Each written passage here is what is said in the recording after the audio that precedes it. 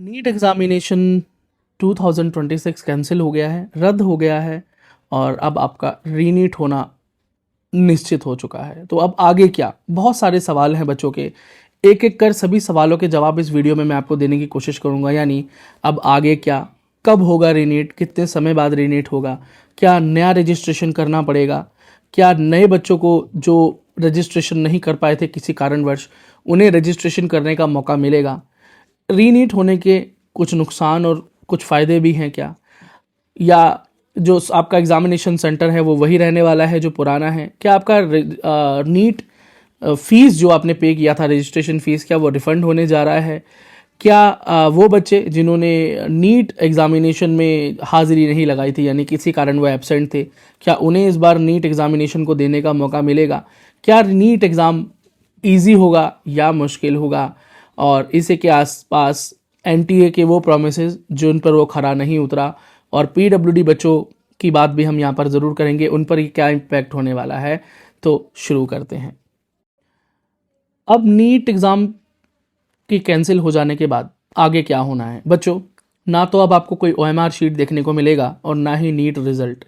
अब आपको देखने को मिलेगा एक न्यू नोटिफिकेशन एनटीए वेबसाइट पर, और शायद वो ट्विटर पर डालें क्योंकि वो ट्विटर पर ही सारी जानकारी लगातार दे रहे हैं कि रीनीट का शेड्यूल क्या होने वाला है और एलिजिबिलिटी क्राइटेरियाज क्या होंगे। यानी अब आपको दोबारा एडमिट कार्ड देखने को मिलेंगे। आप एडमिट कार्ड डाउनलोड करेंगे और जो भी इंस्ट्रक्शन होंगे as per the instruction of admit card आप अपना नीट एग्जामिनेशन देने सेंटर्स की तरफ मूव करेंगे।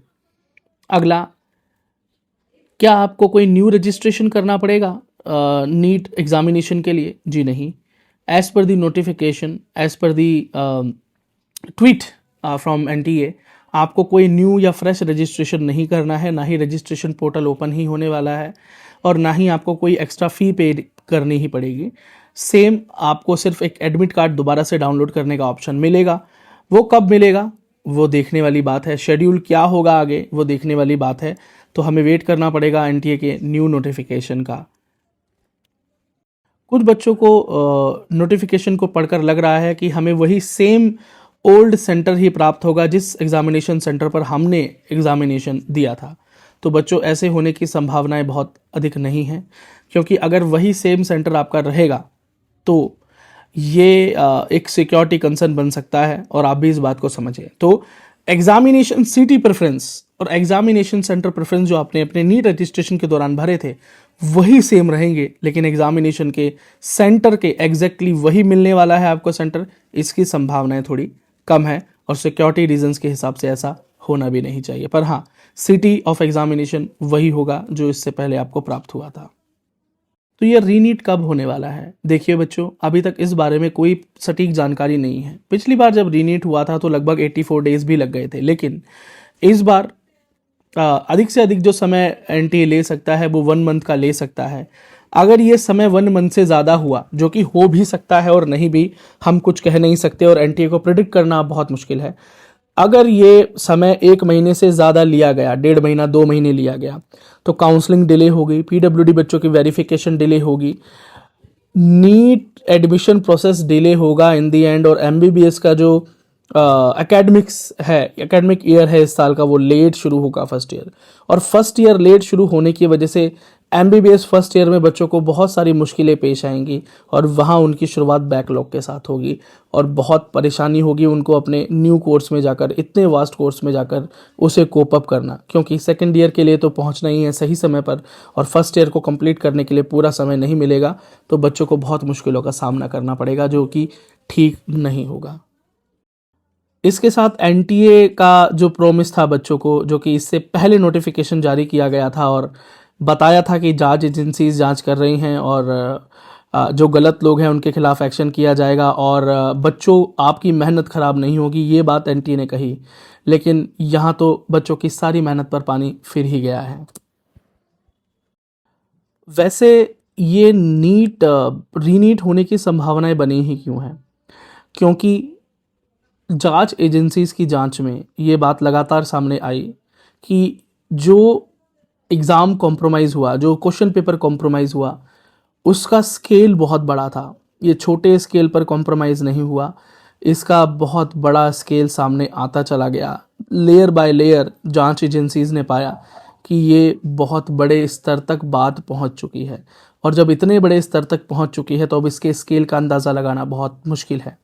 हो सकता है कि अगर इस बार नीट रिजल्ट अनाउंस होता तो आपको 40, 50, 720 रैंक मतलब स्कोर होल्डर मिलते, यानी नंबर 1 रैंकर्स मिल जाते, और अबव 700 भी बहुत संख्या होती, और फिर 650 से 700 के बीच में होने वाले बच्चों की संख्या बहुत अधिक होने के कारण ये कट ऑफ आपको 650 के ऊपर ही नहीं, 660 70 के ऊपर जाते हुए दिखाई देती, जो कि नीट 2024 से भी बड़ा सिनेरियो हो जाता, और जो कि बिल्कुल भी ठीक नहीं होता मेनली उन बच्चों के लिए जो सालों साल मेहनत कर रहे हैं जनरली एक मेडिकल कॉलेज में एडमिशन के लिए।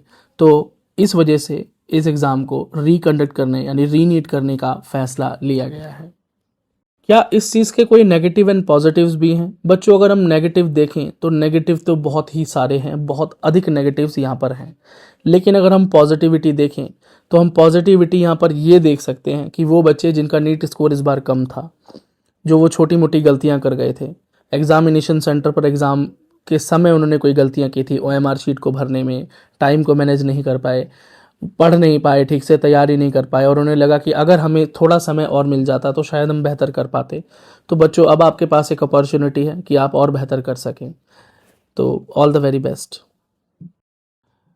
रीनीट का लेवल क्या हो सकता है, डिफ़िकल्टी लेवल क्या हो सकता है, इसको लेकर भी बच्चों ने अभी सवाल पूछना शुरू कर दिए हैं। तो बच्चों, ये कह पाना तो बहुत मुश्किल है कि रीनीट का क्या लेवल हो सकता है, पर अभी जो कि पिछली बार की रीनीट की बात करें या हम 2024 में हुई गड़बड़ियों के बाद बात करें 2025 की, तो हिस्टोरिकली नीट एग्ज़ामिनेशन फिर हार्ड ही आया है, और आसान पेपर की कामना करते हुए नीट एग्ज़ामिनेशन सेंटर पर जाना वैसे भी एक सही स्ट्रेटजी नहीं होगी। तो पेपर क्या बहुत डिफ़िकल्ट आ जाएगा या मॉडरेट आएगा, ये कह पाना तो बहुत मुश्किल है, लेकिन इजी पेपर आने की आप बिल्कुल भी कामना ना करें, एक्सपेक्टेशन ना करें, और हार्ड पेपर आने की ही तैयारी कर कर जाएं, उसी प्रकार से मुक टेस्ट लगाएं। और अगर आपको कहीं ना कहीं पेपर मॉडरेट या थोड़ा ईजियर साइड पर देखने को मिला तो फिर आपके लिए एक बेहतर अपॉर्चुनिटी ही होगी। लेकिन अगर आप पहले ही एक ईजी पेपर की तैयारी कर कर गए तो फिर हो सकता है कि आपको अगर वहाँ हार्ड पेपर मिले तो आप पैनिक कर जाएं और आप उतना स्कोर भी अचीव ना कर पाएं जो कि आपने एक्चुअली नीट 2026 में कर लिया था। सो बच्चों, ध्यान से तैयारी करें, आसान पेपर की कामना ना करें।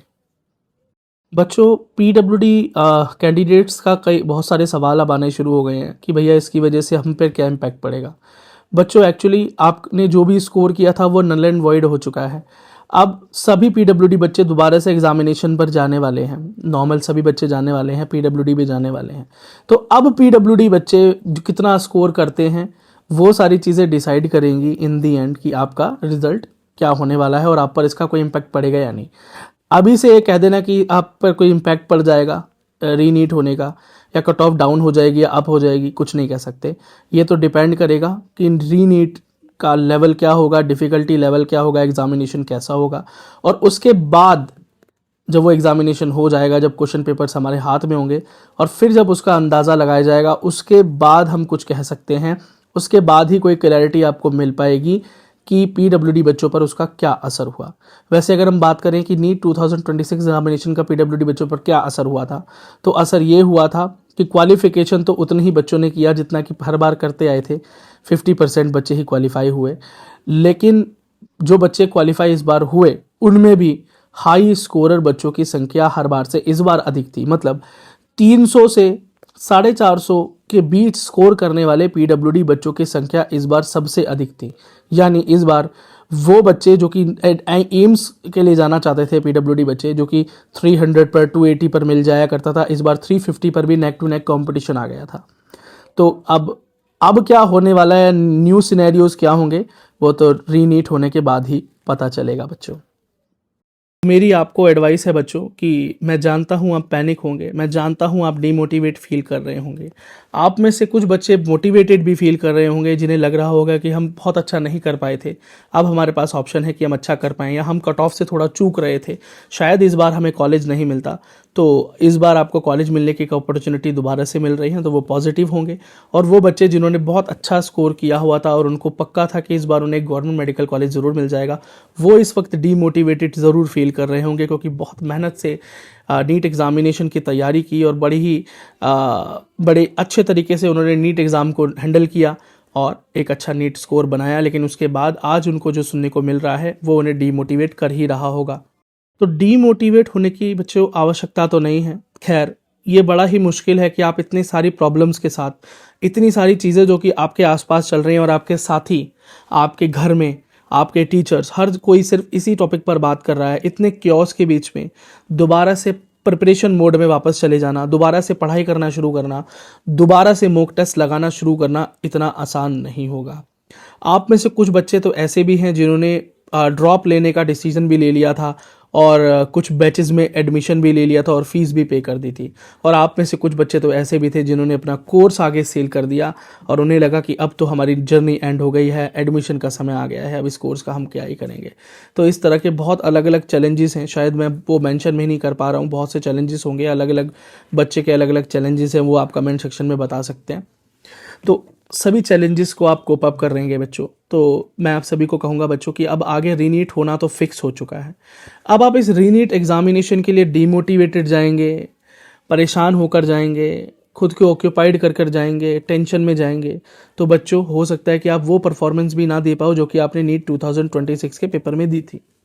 अब फिर पेपर अगर डिफ़िकल्ट और ज़्यादा आ जाता है तो फिर वहाँ पर आपके चांसेस और कम ही होते जाएंगे।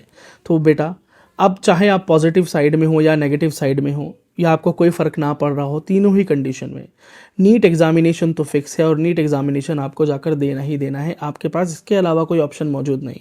तो अब आप क्या करेंगे? इस सूरत में बेटा आपको पढ़ाई करनी है, दोबारा से लगना है, रिवीजन करनी है, मॉक टेस्ट लगाने हैं। अब कितना समय आपके पास है पता नहीं, मे बी 1 मंथ का समय तो कम से कम एटलीस्ट आपके पास है ही। तो बेटा आपको पढ़ाई करनी है, एग्जामिनेशन को देना है और अच्छे से देना है, इसके अलावा आपके पास कोई ऑप्शन नहीं। ठीक है, तो आप फोकस करिए बच्चों पढ़ाई में and all the very best.